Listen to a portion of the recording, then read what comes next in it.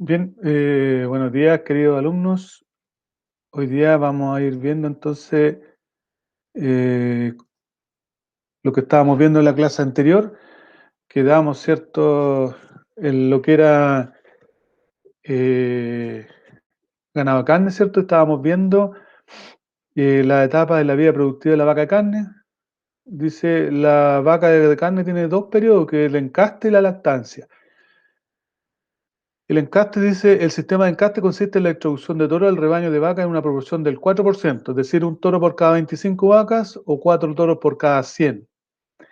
Estos se mantienen con las vacas, es decir, los toros, con un periodo de 2 meses, para asegurarse que aquellas que no queden preñadas al primer celo lo sean al segundo o al tercero. Al final del periodo se retiran los toros y las vacas que no queden preñadas se venden para matanza o desecho, ¿cierto? En Chile el índice de concepción varía entre el 90 al 95%, es decir, de que después del periodo de encaste, de 100 vacas, alrededor del 90 vacas o 95 vacas quedan preñadas. El periodo de encaste se planea de modo que la época de partos sea o coincida con el fin del invierno. ¿Por qué? Por la disponibilidad de forraje y porque hay menor mortalidad de los terneros porque paren en un buen clima. Y lo otro que se planifica todos los terneros de la misma edad para poder venderlos todos de la misma edad con un desarrollo más o menos similar. Ya, ya. Eh,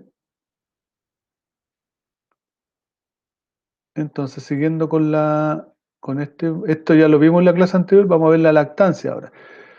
La lactancia dice que puede durar entre 180 a 240 días. En el fondo entre 6 a 8 meses.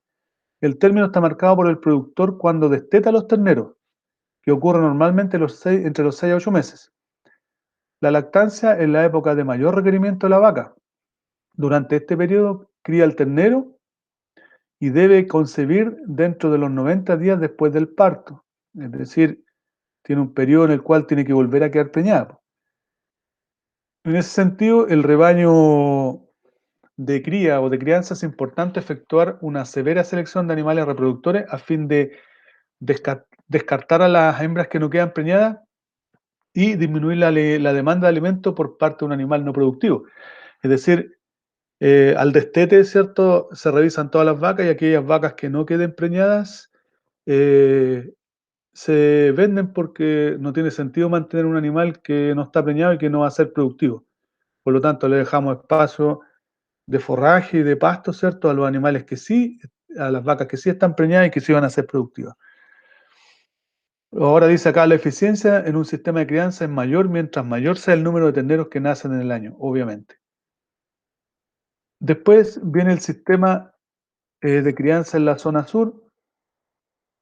Dice, en la zona sur se concentra la mayor producción de carne del país. Las pariciones ocurren entre agosto y septiembre. En lo posible,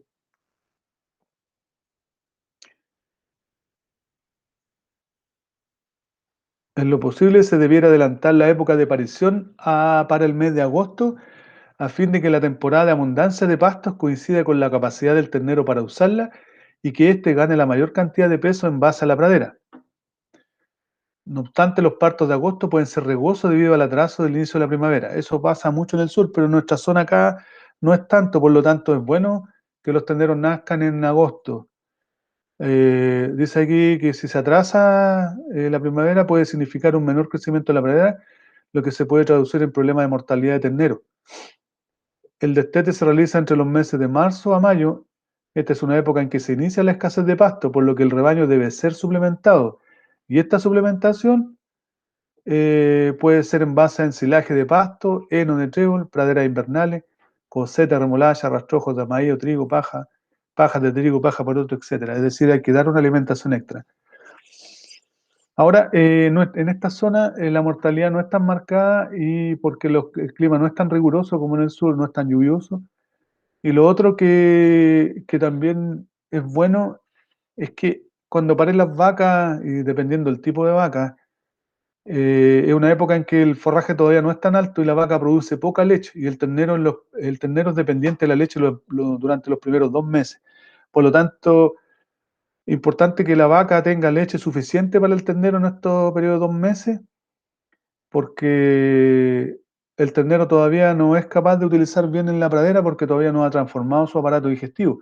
Por lo tanto, con una buena cantidad de leche, se puede mantenerlo más bien.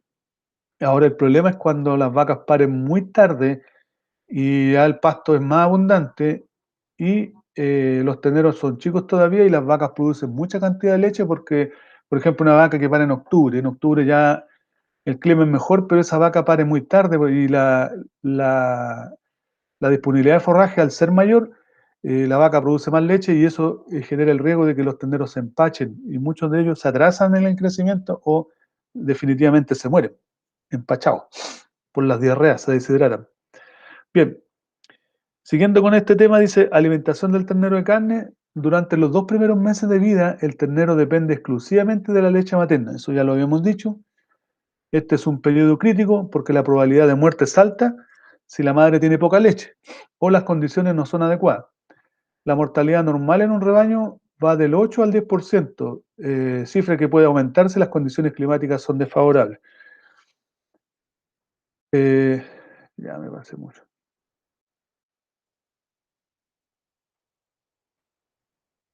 Cuando hay problemas de falta de forraje, se pueden utilizar algunos sistemas específicos de alimentación como el creep feeding, que consiste en suplementar solo al ternero.